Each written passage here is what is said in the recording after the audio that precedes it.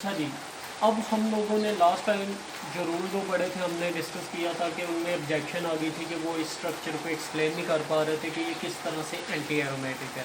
तो उसी चीज़ की एक्सप्लेनेशन के लिए एक नया रूल आया which is named as Huckel rule. ये साइंसदान का नाम है, उसी के ऊपर क्या रूल का नेम है। ठीक है जी। सबसे पहले तो हम इसका भी क्राइटेरिया पढ़ेंगे कि हक्कल रूल हम किन स्ट्रक्चर्स के ऊपर अप्लाई कर सकते हैं। ठीक है जी।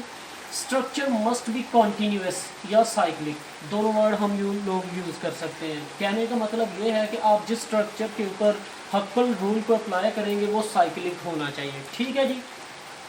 All the atoms carbon hydrogen, क्योंकि आप लोगों को याद है कि हम लोग यहाँ पे स्टडी कर रहे हैं हाइड्रोकार्बन, तो all the atoms carbon hydrogen are present in one plane. One plane में होने का मतलब क्या है कि या तो उनकी ज्योमेट्री क्या होनी चाहिए जी sp होनी चाहिए, या उनकी ज्योमेट्री क्या होनी चाहिए जी sp2 होनी चाहिए।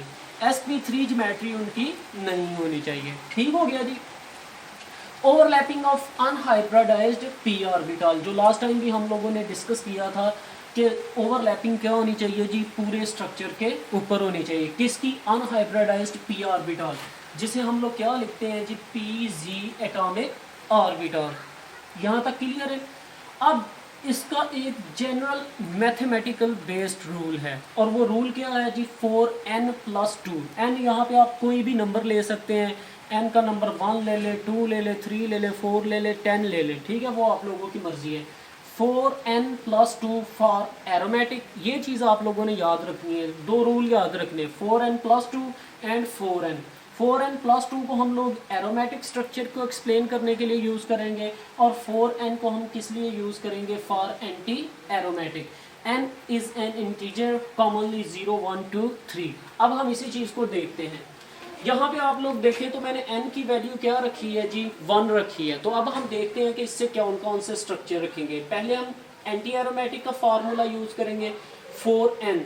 n की वैल्यू जब 1 होगी तो 4 को अगर हम 1 के साथ मल्टीप्लाई करेंगे तो आंसर क्या आएगा? 4 आएगा। तो इसका मतलब कोई भी ऐसा ऑर्गेनिक कंपाउंड जिसके अंदर 4 कार्बन एटम मौजूद होंगे और वो साइक्लिक होगा, तो वो वाला कंपाउंड क्या कहलाएगा जी? Anti aromatic. सो होपफुली हमें हमारे उस क्वेश्चन का आंसर मिल गया जो हमने लास्ट टाइम किया था पिछली वीडियो में। ठीक हो गया जी, यहाँ तक क्लियर है। इसी तरह अगर हम n की वैल्यू इधर भी 1 रखें फॉर एरोमेटिक कंपाउंड, तो 4 को 1 के साथ मल्टीप्लाई किया तो कितना आ गया? 4, उसमें प्लस किया हमने 2, तो कितना आ गया? 6। और ये वाला स्ट्रक्चर क्या हो गया जी? एरोमेटिक। यहाँ तक क्लियर है। इसके बाद अगर हम n की वैल्यू 2 लेंगे तो 4 multiply by 2 is equal to 8, और ये 8 मेंबर्ड क्या है जी? रिंग है। इसे हम लोग क्या बोलते हैं जी? Cyclo octa. Octa mean 8, tetra इन, टेट्रा मीन 4, इसमें क्या है जी? डबल बॉन्ड है, और इन हम किस लिए लिखते हैं जी? डबल बॉन्ड को रिप्रेजेंट करने के लिए। और अगर हम यहाँ पे लें इसकी value 4 multiply by 2 plus 2 is equal to 10। अब यहाँ पे आप लोग देखिएगा, ये वाला स्ट्रक्चर तो हो गया एंटी एरोमेटिक। अब ये वाला स्ट्रक्चर जो है, ये आप देखें 1 2 3 4 5, इसमें कितने डबल बॉन्ड है जी? 5। इस स्ट्रक्चर में देखें तो इसमें कितने डबल बॉन्ड है? 1 2 3 4 5। नंबर ऑफ कार्बन एटम दोनों में क्या है जी? 10 10 है। लेकिन उसके बावजूद भी ये वाला जो स्ट्रक्चर है ये क्या है जी? एंटी एरोमेटिक है। और ये वाला स्ट्रक्चर क्या है जी? एरोमेटिक। अब इस चीज को समझिएगा, हम लोगों ने पढ़ा हुआ है कि इसमें एक शर्त है, और वो ये है all the atoms carbon hydrogen are present in one plane. तो बच्चे आप लोग ये बात याद रखिएगा कि जब भी एक सिंगल रिंग की वैल्यू 6 से ऊपर चली जाती है, ठीक हो गया, तो वो उसकी मर्जी होती है कि चाहे वो एक ही प्लेन में रहे, चाहे वो एक दूसरे प्लेन में चले जाएं। ठीक हो गया।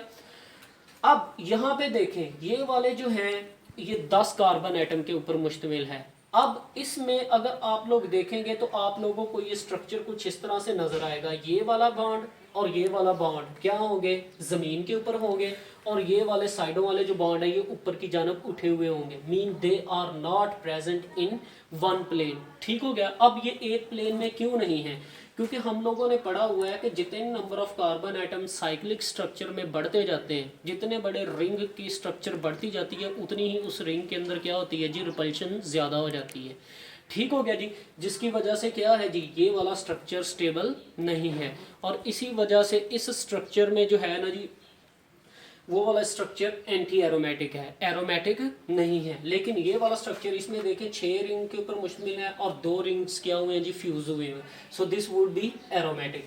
3 के केस में देखें, अब ये वाला स्ट्रक्चर यहाँ पे लिखने में तो एंटी एरोमेटिक है, लेकिन इस स्ट्रक्चर में भी वही चीज़ है कि ये वाले जो 12 के 12 कार्बन एटम है, ये हमें नहीं पता कि ये ऊपर है प्लेन, यानी कि they are not in one plane और they are present in the one plane. So इस चीज़ को हम लोगों ने याद रखना है। ठीक हो गया कि जब भी हमारे रिंग का स्ट्रक्चर 6 से ऊपर चला जाता है तो वो डिपेंड करता है उनके ऊपर के आइदर वो एक ही प्लेन में है या मुख्तलिफ प्लेन में है। ठीक हो गया जी।